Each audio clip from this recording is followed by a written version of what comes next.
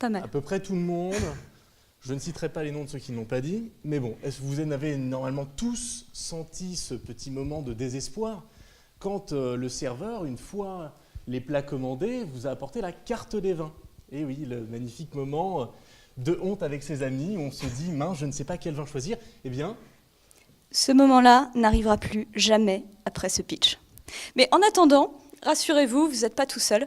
Il y a à peu près 8 Français sur 10 qui paniquent absolument au moment sournois où on vous tend cette carte des vins, parce que juste, ils n'y connaissent rien et ils trouvent ça absolument complexant. oui, et puis il faut ajouter surtout qu'il y a le vin, il y a une première chose qui est que le vin est une sorte de vin expert, quelque chose qui se marie à la gastronomie. Le vin, c'est aussi un passeport professionnel. C'est-à-dire que quand vous êtes jeune pro, que vous rentrez dans une entreprise, si vous n'êtes pas fan de golf, ni de yachting, ni de chasse au renard, pour parler avec votre N+2, des fois c'est un peu compliqué. Et puis surtout, le vin, c'est avant tout des rencontres, c'est une convivialité, c'est se retrouver autour d'un verre. Je ne vais pas en évoquer plus, vous devez bien me comprendre. Voilà, donc le vin, c'est sympa, mais c'est aussi nécessaire, c'est quelque chose vers quoi vous êtes attiré, et cependant, vous n'osez pas. Donc nous, on propose une solution aux 23-30 ans, on espère que vous êtes concernés. Plutôt jeunes professionnels ou juste sortis d'école qui sont sympas, assez drôles, on espère que vous êtes toujours concernés, qui s'intéressent donc au vin et à la gastronomie et qui souhaitent en apprendre plus d'une façon ludique. Voilà, oui, parce que d'un autre côté, il y a beaucoup d'autres choses qui vous proposent de vous ouvrir au monde du vin. On regarde par exemple les cours œnologiques, dont vous avez sans doute offert un exemplaire à votre papa ou votre maman. Et ils ont quand même un léger défaut, surtout pour vous, c'est qu'ils sont en règle générale pour un public assez vieux. Je ne m'étendrai pas sur le sujet. Et surtout, ça va être quelque chose qui peut être assez rébarbatif et surtout pas forcément axé pour un public qui n'y connaît pas grand-chose. Après, vous avez aussi tout simplement les restaurants. Effectivement, les restaurants, c'est un premier contact avec le vin, mais le défaut du restaurant, c'est que vous n'avez pas ni de cours ni d'expérience par hasard. On vous laisse un peu dans la nature et puis à vous de vous débrouiller. Et enfin, vous avez bien sûr les clubs œnologiques des écoles et plus tard des alumni. Mais encore une fois, c'est en règle générale, assez irrégulier. Je parle d'expérience parce que soit ça ne se fait pas assez souvent, soit le niveau fait tendance si au fur et à mesure. Et en règle générale, on n'a pas vraiment ce qu'on attendait. Donc le cercle Mets et Vins, le projet que nous portons, va vous permettre d'associer à la fois la pertinence des cours d'énologie, la qualité gastronomique du restaurant, le côté convivial d'un bar et l'aspect réseau et rencontres régulières d'un club alumni. Donc le cercle Mets et Vins, c'est une solution qui vous permet de progresser ou de découvrir de grands vins, je dis bien de grands vins, associés à des menus qui ont été conçus spécifiquement pour eux, le tout dans l'ambiance conviviale de notre local privé, tout en créant une communauté de gens intéressés par ces problématiques et que vous allez rencontrer souvent. Donc concrètement, comment ça se passe ? Voilà, donc c'est tout simplement une réunion entre 15-25 personnes dans un établissement privé et qui se fait surtout sur des thèmes spécifiques qui sont choisis pour la soirée, qui vous permettent de vous centrer un petit peu et de découvrir cette marche. Donc une fois que le thème a été sélectionné, nous créons une liste de dégustation. Nous partons nous-mêmes dans les domaines, chercher les vins, les choisir, les goûter. Ensuite, on crée avec des chefs le menu qui s'adapte. Donc, j'insiste bien sur le fait qu'on adapte le menu au vin et non pas l'inverse, ce qu'on fait souvent. Et donc, nous allons avoir le plaisir de vous recevoir. On vous connaît tous. On va prendre un café avec chacun de nos clients et on le fait vraiment. On va donc vous permettre de rencontrer des gens intéressants qui vont vous intéresser, avec qui vous avez des problématiques communes. On va vous asseoir, vous servir un dîner en 3 plats, quelquefois 4, mais en général 3, avec 2 vins sur chaque plat pour vous permettre de les comparer 2 à 2, de bien comprendre de quoi on parle, leurs spécificités, et également de pouvoir découvrir de façon ludique sympa en vous exprimant sur le vin. Il n'y a pas un vieil œnologue qui vous parle des arômes de queue de cerise grille. C'est pas tout ce qu'on fait, on prolonge aussi l'expérience du dîner. Oui, c'est ça. C'est en plus de ça, prolonger l'expérience en réussissant en accédant aux différents vins qu'on a réussi à vous dégoter sur des ventes privées, mais aussi certains événements spécifiques, notamment avec des partenariats qu'on a avec Deutz ou Bollinger, donc des grandes maisons. Voilà, donc pour venir rencontrer plein de gens chez nous et ensuite partir avec nous en Champagne visiter les caves Deutz, ça se passe par cooptation. Donc on suppose que c'est des qualités transitives, qu'un membre sympa et rigolo va nous amener d'autres amis sympas et rigolos et intéressés par le sujet. Amis à qui on va donc faire payer un abonnement, donc qui est à 100 € annuel. Et ensuite, vous payez par dîner 75 €. Et enfin, les événements, alors ça dépend, on essaye de tendre vers la gratuité. Des événements en fonction de où on va et de qui est-ce qu'on visite. Tout à fait. Donc aujourd'hui, on a une base de 400 clients.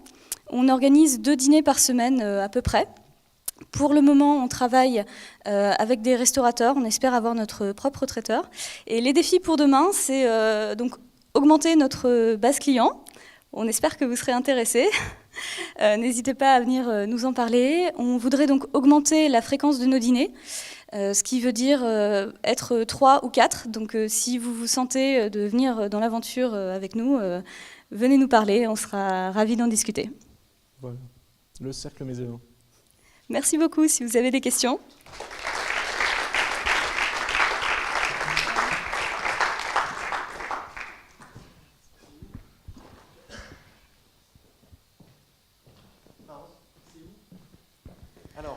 Pour l'instant, ceux qu'on a fait se situaient en fait dans le 9e arrondissement de Paris, un peu à côté, à côté de Saint-Augustin. Je ne sais pas si tu vois la station. Enfin, grosso modo, c'est au-dessus. Comment est-ce que je peux te dire ? C'est si tu prends l'île de la Cité, c'est au milieu de Paris, quoi. Au milieu de Paris sur le nord. Voilà. Sur quels critères choisissez-vous vos vins ? C'est-à-dire, est-ce que vous demandez, je ne sais pas si j'ai raté quelque chose ou pas, mais sur quels critères choisissez-vous vos vins ? C'est-à-dire, est-ce que vous demandez à vos utilisateurs quel type de vin ils préfèrent, ou vous-même, vous avez une bande Alors, on les choisit nous-mêmes. C'est-à-dire qu'on fait un certain nombre de séjours au départ par passion, et puis ça s'est étendu par travail, mais sur un certain nombre de régions viticoles, parce qu'on a des racines là-bas. Et au-delà de ça, parce qu'on aime bien le vin en général, et ça s'est développé en 10 ans, on s'est fait un petit carnet avec les vins qu'on connaissait, dont on connaissait les producteurs, dont on connaissait l'histoire, et qu'on voyait bien faire découvrir aux gens, en fait.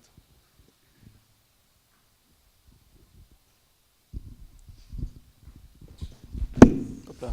Impeccable.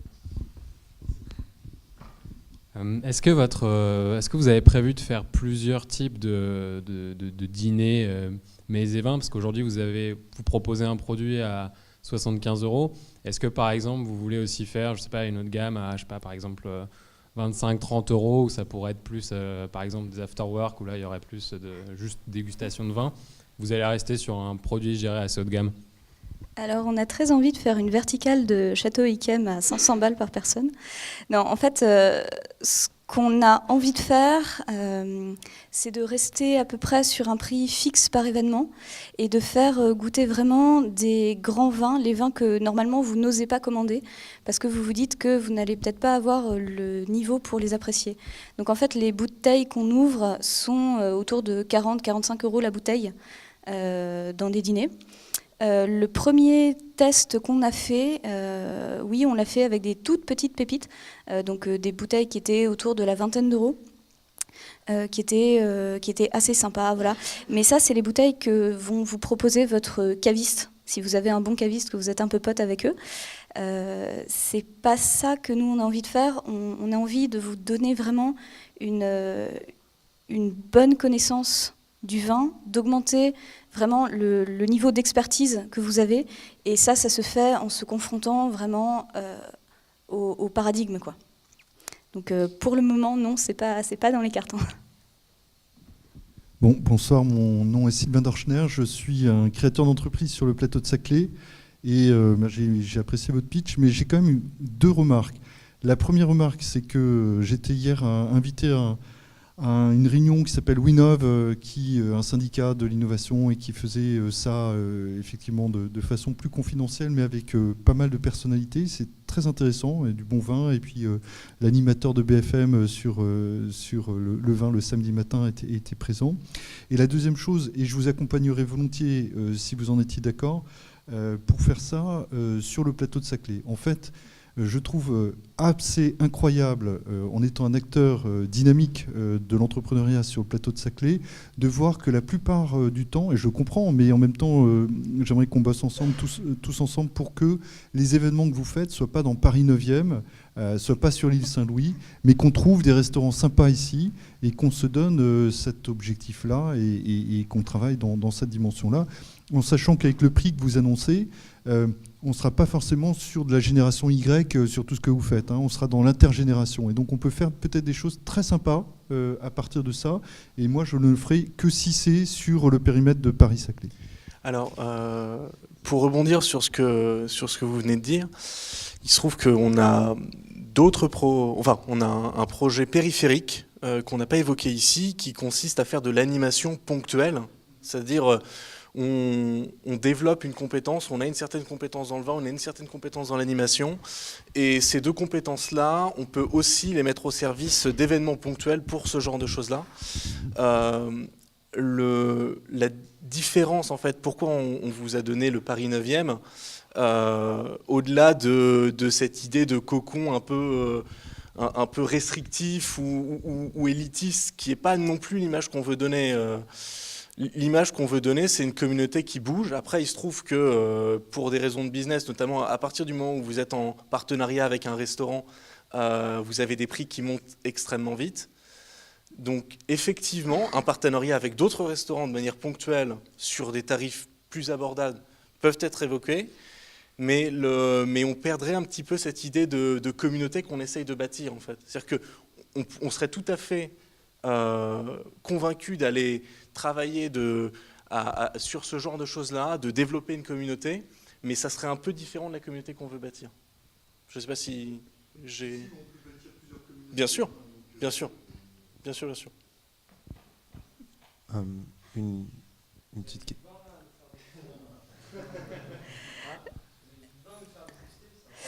Alors, on n'en a pas parlé avec les organisateurs, c'est vrai qu'on aurait pu ramener des trucs, mais on sera ravis de vous inviter au prochain dîner Mets et Vins. Pour le moment, donc, comme on l'a dit, ça marche par cooptation, mais pour le moment, si vous voulez venir, vous venez nous voir, vous nous envoyez un petit email, et on sera ravis de vous faire monter à bord pour la prochaine déguste à Paris. Je suis désolée. Excusez-moi. Juste, du coup, le public visé pour l'instant est uniquement... Le jeune cadre ou la personne, disons, dans une situation financière plus avantageuse que celle de l'étudiant. Je pense qu'on... Pour le moment, on a 40% d'entrepreneurs dans la dèche, mais oui. Parce que les entrepreneurs dans la dèche cherchent à réseauter autour du vin. Mais, exactement. Et c'est justement ce qu'on vend aussi, oui. le fait de pouvoir Oui, réseauter absolument. autour du vin. Mais du coup, pour rebondir sur votre remarque, juste... Il n'y a pas beaucoup de restaurants, je pense que vous l'avez constaté, autour de Paris-Saclay. Il n'y a pas beaucoup de qualité en termes de restauration. Il n'y a pas beaucoup de bars à vin. Mais du coup, ce qui manque, en fait, je pense que tout le monde est d'accord sur le fait que Paris-Saclay, pour l'instant, est un immense chantier sans quelconque petit business qui permette véritablement au développement d'un cercle Mets et Vins. Voilà. Je ne sais pas ce que vous en pensez. Je viens répondre parce que c'est un point très important. Vraiment, si je peux avoir le micro, ce serait bien.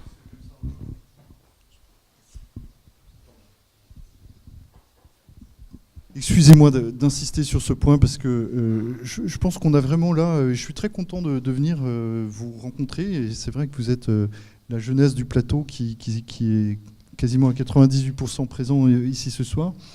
Je vais vous expliquer les points sur lesquels on peut travailler ensemble sur la dimension Paris-Saclay et les différences de génération. Vous êtes la génération Y. Bon, donc vous êtes né dans le digital et aujourd'hui, François Hollande et le code politique dit on fait des contrats de génération, c'est les personnes seniors qui vont accompagner les personnes juniors. Moi, j'inverse la proposition totalement. C'est les personnes juniors qui sont dans la digital économie qui vont accompagner les seniors à comprendre ce monde qui change radicalement sous leurs yeux et que, en réalité, ce que je propose, c'est un contrat de génération inversé autour du vin. Et on pourrait se retrouver tout à fait à faire travailler les générations qui sont ici, qui pour la plupart, les cadres ont été formés dans les mêmes écoles que vous, mais quand même, ils ont un peu de mal à comprendre. C'est pas que l'informatique leur pose problème, ils savent coder à peu près, et peut-être pas en Python, mais ils savent coder. Mais en tout cas, ce qui les inquiète un peu, c'est les codes dans lesquels vous êtes, la vitesse à laquelle vous pensez, la transformation numérique du monde, la désintermédiation, l'automatisation partout, tout ce qui se passe en réalité dans la dématérialisation dans lequel vous êtes bien. Et moi, je dis, le vin, c'est la tradition, l'innovation, c'est ce que vous portez, l'entrepreneuriat, c'est construire ce nouveau monde qui se crée devant nous, sous nos yeux, et dont vous êtes les explorateurs, et cette génération un peu perdue, qui sont ceux qui ont aujourd'hui le pouvoir, la gouvernance sur le plateau de Saclay en chantier, pourraient être intéressés d'échanger, de discuter, et peut-être même de parrainer ceux qui ont peut-être qu'un budget de 35 € pour se payer des vins Château Yquem, c'est un peu compliqué, avec ceux qui ont peut-être un peu plus d'argent et qui échangent du temps, de l'information, de la compréhension de vos codes, contre une bonne soirée, avec un partage y compris dans le modèle économique de votre vin. Et je suis sûr que de ce point de vue-là, on trouvera et des restos qui permettent de le faire. Il en suffit d'un pour créer une communauté, hein, il n'en faut pas 50. Et pourquoi pas créons notre propre restaurant coopératif dans lequel on investit les lieux, on hack l'endroit et on le fait à notre façon. Donc là-dessus, encore une fois, je pense que l'imagination est au pouvoir et il ne faut pas penser c'est en chantier, on ne peut pas le faire et puis les générations ne se parlent pas. Il faut aller vers là. Vraiment.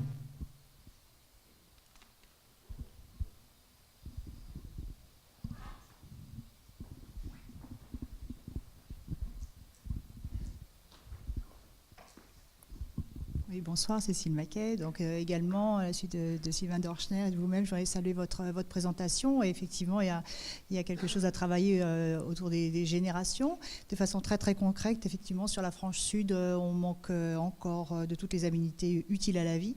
En revanche, on va dire sur l'autre plateau, notamment Courtabœuf, il y a quelques petites pépites où on pourrait tenter une expérience, si vous en étiez d'accord, pour voilà, l'autre club. Avec plaisir. Et volontiers de vous mettre en contact avec ces gens-là qui sont des restaurateurs, voilà, de très bons positionnements, et puis quelques détecteurs de grands crus éventuellement, mais ça c'est votre métier, mais volontiers de vous aider dans ce sens.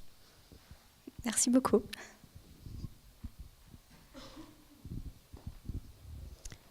Merci.